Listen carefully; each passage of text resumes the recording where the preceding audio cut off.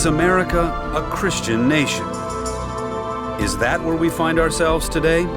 Can the two-kingdom Christian worldview still impact how church and state live in a healthy, creative tension? I think what makes America great is precisely that it's not a Christian nation. It's an atheist nation, it's a Muslim nation, it's a Jewish nation. I would disagree that America's a Christian nation, or ever has been. From what I read in history books, I believe so, yes. No. It's everybody. I just would like to see a little more Christianity. With a lot of the people who came to this country, a lot of different religious beliefs and practices came with them. And so I think they definitely, it's just a different place now. But when it got down to actually doing the nation building, with the work of the founding fathers, Madison and Jefferson and Franklin, these guys were driven much more by the principles of the Enlightenment than by Christian principles. Have you ever heard anyone say that America is a Christian country because we have "In God We Trust" on our money? A lot of people believe that. Actually, it wasn't until the Civil War that those words were first struck on a 2-cent coin in 1864 because of increased religious sentiment. And it wasn't until 1883 that it was on all currency. And the phrase didn't become the motto of the United States until an act of Congress made it into the national motto in 1956. But that phrase predates the Civil War. I'm pretty sure that most of us could sing the first line of the Star-Spangled Banner from memory. Oh, say, can you see by the dawn's It's our national anthem. During the War of 1812, as the morning light revealed that the battle-torn American flag still flew above Fort McHenry, Francis Scott Key wrote his poem, The Defense of Fort McHenry. It would later become known as the Star-Spangled Banner. In the fourth verse, which I've never heard anyone sing, it says, "Then conquer we must when our cause it is just, and this be our motto, in God is our trust. And the Star-Spangled Banner in triumph shall wave o'er the land of the free and the home of the brave."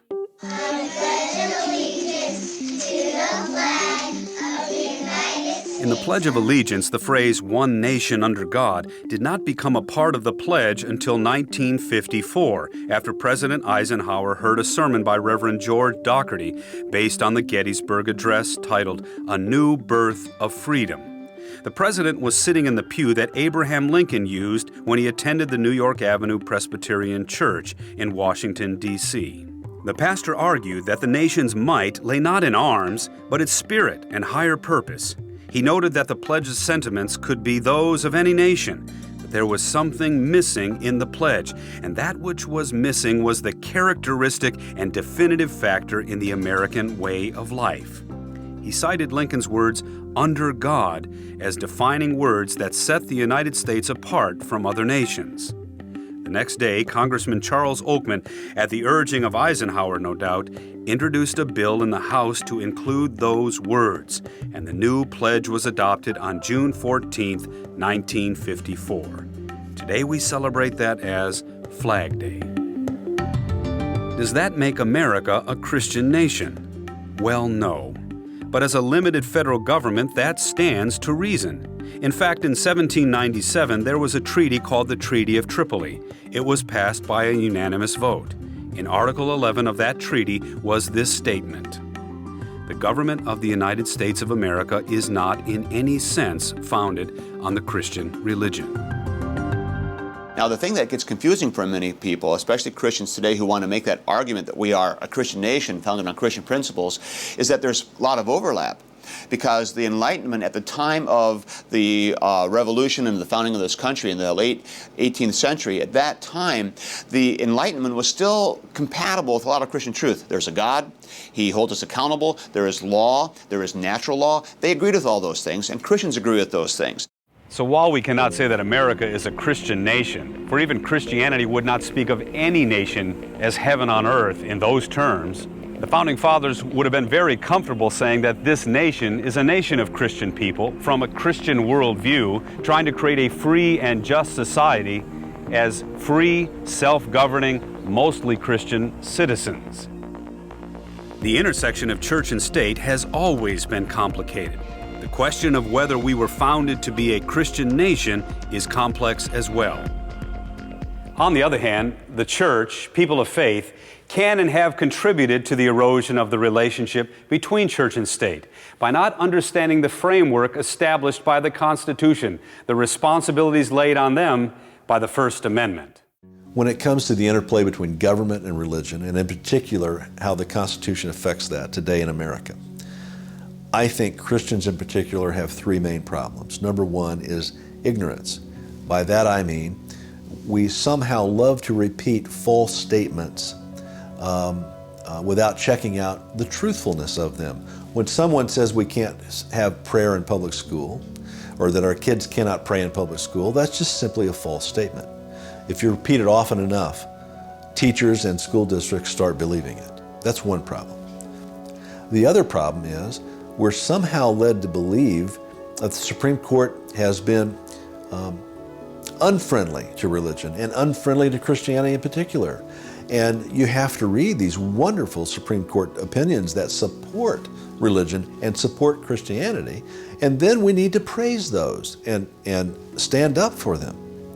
The third problem, and it's a very serious one in my estimation, is when Christians seek more involvement from government than they should ask for. Government-sponsored prayers in school is okay if it's the kind of prayer you want, and therein lies the problem. But that's not to say that kids can't pray anytime they want to at school, over their meal, around the flagpole. They have every right to do that. It's called free speech. So part of the cultural problem I think we're having is that Christians have taken their faith inside the church walls, and it needs to come back onto the streets. Nothing prohibits us from expressing our faith in public. That includes government officials. And it certainly includes kids at school. If we're really concerned about the message of Christ, as opposed to the whether or not Christianity wins a lawsuit, we'll be erecting nativity scenes on our lawns all over the community. We'll be spreading God's word at Christmas through our words and actions. We would not be worried about our 10 square feet on the courthouse lawn.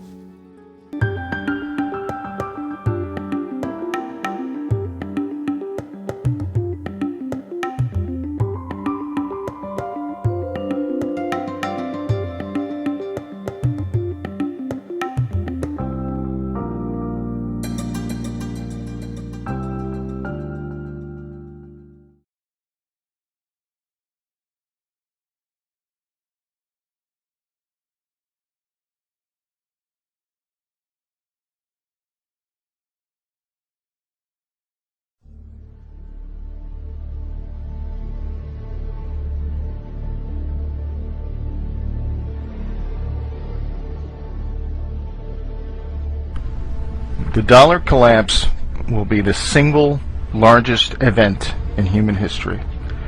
This will be the first event that will touch every single living person in the world. All human activity is controlled by money. Our wealth, our work, our food, our government, even our relationships are affected by money. No money in human history has had as much reach in both breadth and depth as the dollar. It is the de facto world currency. All other currency collapses will pale in comparison to this big one. All other currency crises have been regional, and there have always been other currencies for people to grasp onto. This collapse will be global, and it will bring down not only the dollar, but all other fiat currencies, as they are fundamentally no different. The collapse of currencies will lead to the collapse of all paper assets. The repercussions to this will have incredible results worldwide. The dollar is the world's reserve currency. It supports the global economy in setting foreign trade, most importantly, the petrodollar trade. This fuels our corporate vampires that acquires and harvests the wealth of the world. The corporate powers suppress real assets like natural resources, and labor to provide themselves massive profits. The fascist statists, collectivist model provides the money into the economy to fund an ever-increasing federal government. That government then grows larger and larger, enriching its minions with jobs to control their fellow citizens. Finally, to come full circle, the government then controls other nations through the military-industrial complex. This cycle will be cut when the mathematically and inevitable collapse of the dollar occurs. In order for our debt-based money to function, we must increase the debt every year in excess of the debt and interest accrued the year before, or we will enter a deflationary death spiral. When debt is created, money is created. When the debt is paid off, money is destroyed. There is never enough to pay off the debt because there would be not $1 in existence. We are at a point where we either default on the debt, willingly or unwillingly, or create more money or debt to keep the cycle moving. The problem is, if you understand anything about compounding interest, we are reaching the hockey stick moment, where the more debt that is incurred, the less effective it is, and this leads us to hyperinflation. There are only two actors needed for this hyperinflation: the lender of last resort, or the Fed, and the spender of last resort, the government. These two can and will blow up the system. I believe they will wait until the next crises and the whiff of deflationary depression before they fire up the printing presses. That crisis is coming very soon, at the end of the summer or fall. The money and emergency measures are worn out. The fact that none of the underlying problems that caused the 2008 crisis have been resolved. The only thing that has happened is that instead of corporate problems, we now have national problems. In this movie, Greece will play a role of Lehman Brothers, and the United States will play the role of AIG. The problem is there is nowhere to kick the can down the road, and there is no world government to absorb the debt yet. So this leads me to the top 5 places not to be when the dollar collapses. Number 1, Israel.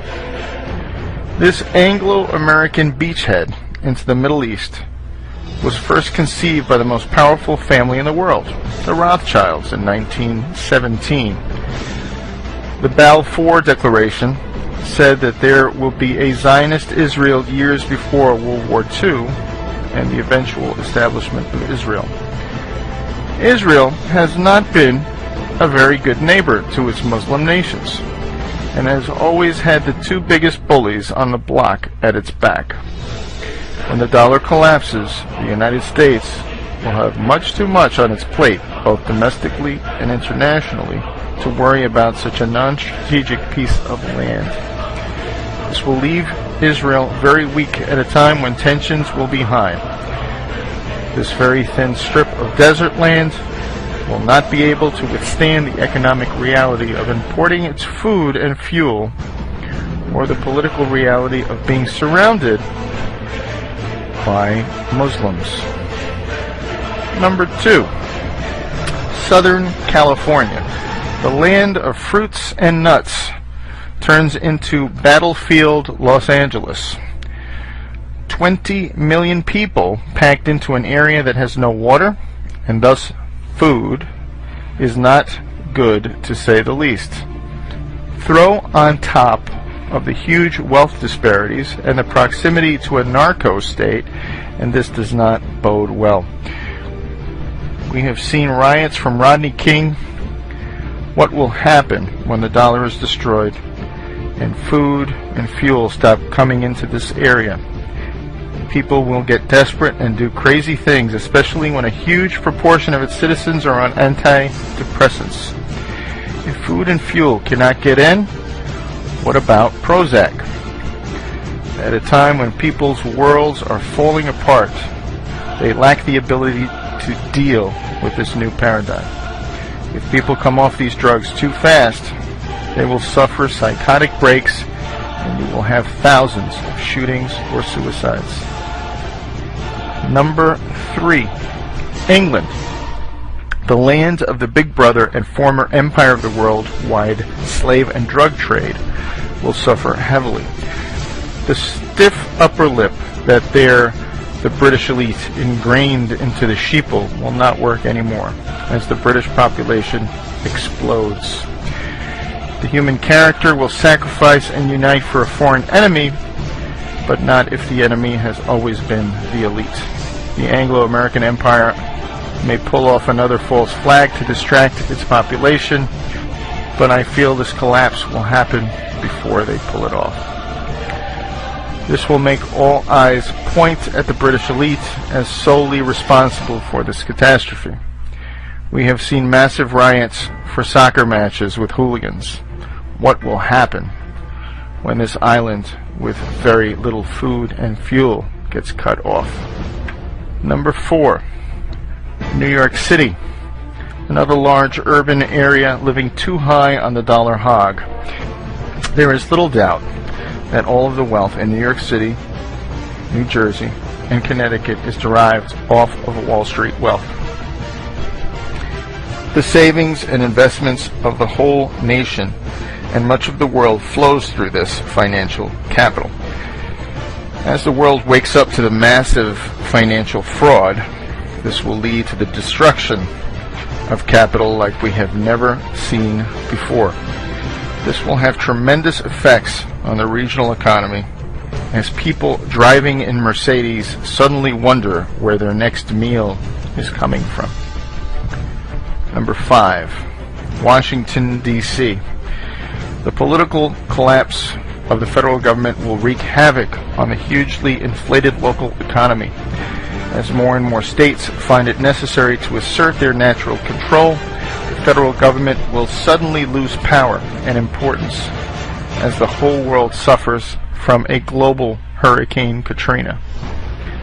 The money that they create and spend will become worthless, and the government minions' pensions will evaporate. Millions that once relied on the ability to force others to send their money to them will learn that the real power has always been at the most local level. Massive decentralization will be the answer to globalization gone mad. Local families and communities will forego spending money and power out of their community as they will care about their next meal and keeping warm. As Ayn Rand once said, you can ignore reality, but you cannot ignore the consequences of ignoring reality. To sum up, those areas that have lived highest on the hog in the dollar paradigm will most likely be the worst places to live when the dollar collapses. Many of you will see this video with passing interest, but rest assured, this dollar collapse is coming. It is a mathematical inevitability. We will not be as fortunate to muddle through this collapse like we did in 2008, when it was a corporate problem. This time around, it is a national and global problem. The global Ponzi scheme has run out of gas. As the demographics decline, as cheap, abundant oil declines, as hegemonic power declines, this comes at a time when we reach the exponential or collapse phase of our money. The irresistible force paradox says, what happens when an unstoppable force meets an immovable object?